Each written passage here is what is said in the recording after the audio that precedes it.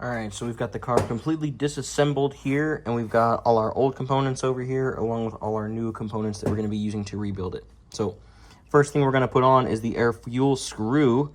So again, make sure you have this spring installed ahead of the screw itself. And then you're gonna wanna feed that down into the carburetor. We're gonna screw that all the way down, and then I will look up how far out we need to do it for our area. Next, we're going to put the main jet in. I'm reusing the OEM portion. This rebuild kit comes with a new jet, but the holder you will reuse, and we replace this gasket. So we are good to go ahead and reinstall this. So we're going to hand tighten it down, grab our flathead, cinch everything up tight. You're good to go, nice and clean. You can see all the way through there. Next, we're going to install the smaller of the two jets. This is our pilot. Same thing. These are brass, so I'm going to hand tighten them down. You don't need to crank them super hard because they're brass and everything. We just want to make sure we're not going too crazy, but hand tighten it as much as I can, and then snug it up with that flat head. All Balls also gives us a replacement spring for the idle screw, so we're going to swap that out. We already removed it, but again, you're going to screw that in, and then get it as tight as you can.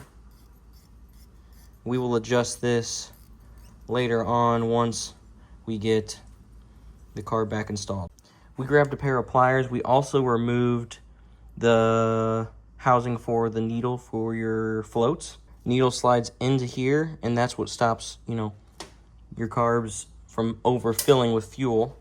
Again, one thing that will happen with these older carbs is the rubber on the ends of your needle will start to dry out and it won't seal. So we're replacing it with the All Balls kit. So I'm going to be replacing the actual housing for that needle as well. Again, we just grabbed some pliers, pulled it out of there. The All Balls kit comes with a new gasket and a new brass housing. So we're going to press that in there just so that I know for a fact this is going to seal properly. That was the biggest issue. The customer rebuilt their carb, and we don't know what's old, what's new, so I'm going to replace the whole thing. Comes with the kit, so might as well.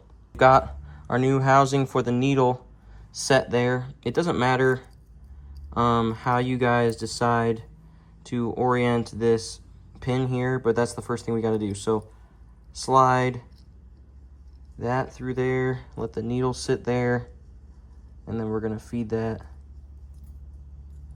down in.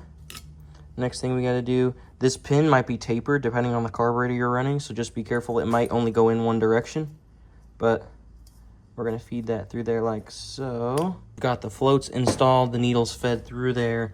One thing that you guys can also do, so this customer had a leaky carb. We checked to make sure these older floats still float and aren't taking on gas. Eliminated that issue. Another issue with the floats that you can have that will cause fuel to leak from the carb is that seal goes bad. So like we talked about earlier, the seal on the needle can dry out and stop, sealing off the air within that little housing, the brass housing, cause that to overflow. But another way, the final thing that you can do to really tune these carbs, and this is the first thing we always try, is tuning your actual floats. So that little tab in the center there, you can push down on that to cause this actual needle to seal sooner.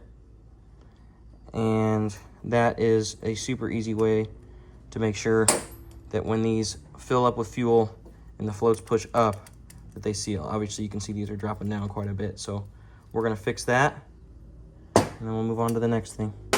Last thing we need to do is put on our new gasket. So we got a paper gasket from All Balls. We're going to flip this around, slide this on here, drop that down, take our bowl, slide that over here, and then we've got new screws as well, so we'll use those. Why not? Same thing. You don't need to snug these up too tight. These are always a pain, I feel like. Cinch them down a little bit and then go back around one more time. Check them out.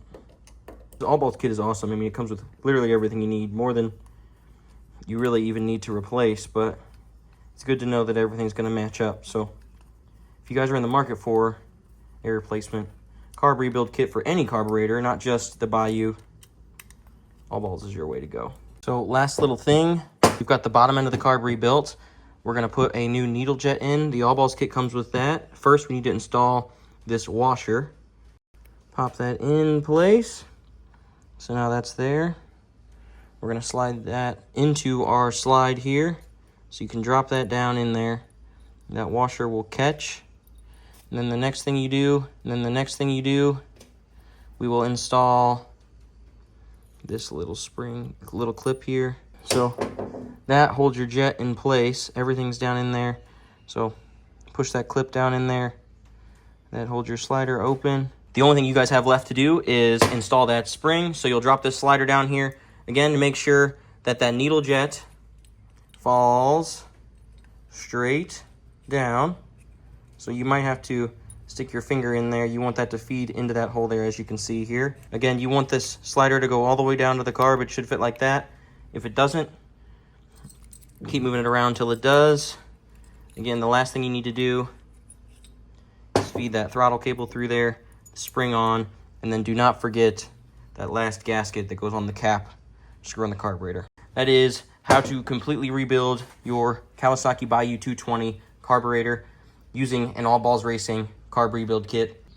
If you have any other questions regarding how to rebuild your carb, even if it's not for a Kawasaki Bayou 220, shoot us a PM. We're more than happy to help you. I'm Logan with ZPR Parts. That's it for this one. We'll see you guys in the next one.